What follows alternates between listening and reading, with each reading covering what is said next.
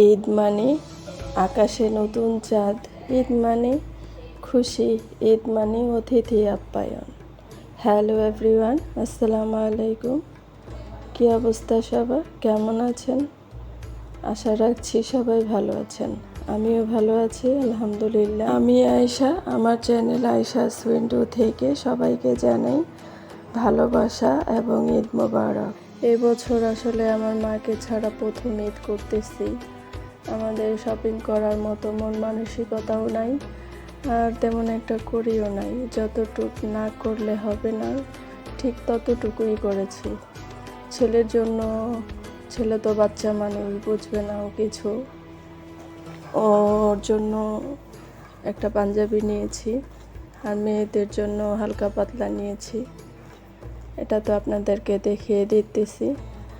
আর আমি আমার বাবার বাসায় এসেছি ঈদের আগে। কি শপিং করলাম এটা তো আপনাদের সাথে শেয়ার করলাম। ইফতারের পরে আমি বাচ্চারা নুডলস খাবে বলতেছে, তো ওদের জন্য আমি নুডলস রান্না করে নিব। আমি কিন্তু আমার বাবার বাসায় এসেছি ঈদ করার জন্য।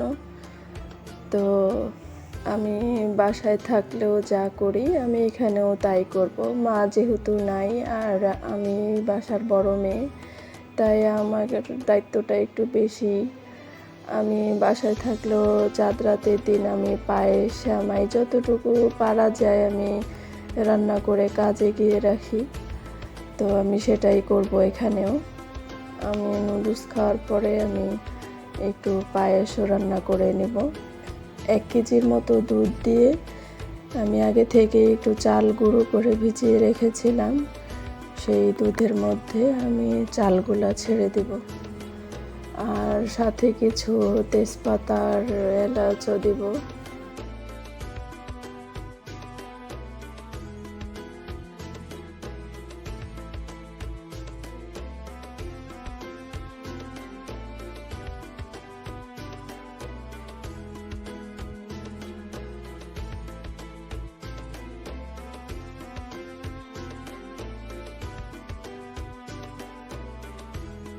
আমি পায়েসটা অল্প আঁচে রান্না হতে দিয়ে পাশের চুলায় আমি জর্দা সেমাই রান্না করব।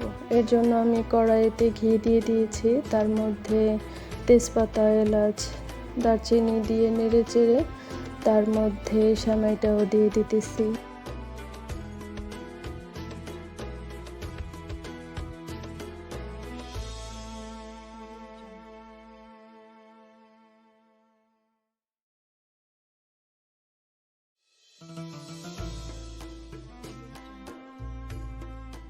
সেমাইটা ভাজা হয়ে আসতে থাকলে তার মধ্যে একটু লবণ দিয়ে দিব। মিষ্টি জিনিসে হালকা লবণ না হলেও কিন্তু মিষ্টির টেস্টটা ভালো আসে না। তো এর মধ্যে আমি নারকেল আর চিনি দিয়ে দিব।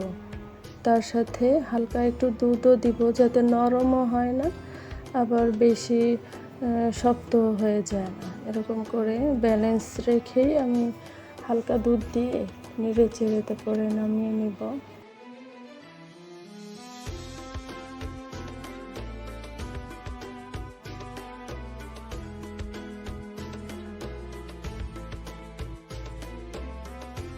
আমার জর্দার সেমাইটা কিন্তু হয়ে গেছে। এরপরে আমি মোটা সেমাইটাই একটু দুধ দিয়ে রান্না করব।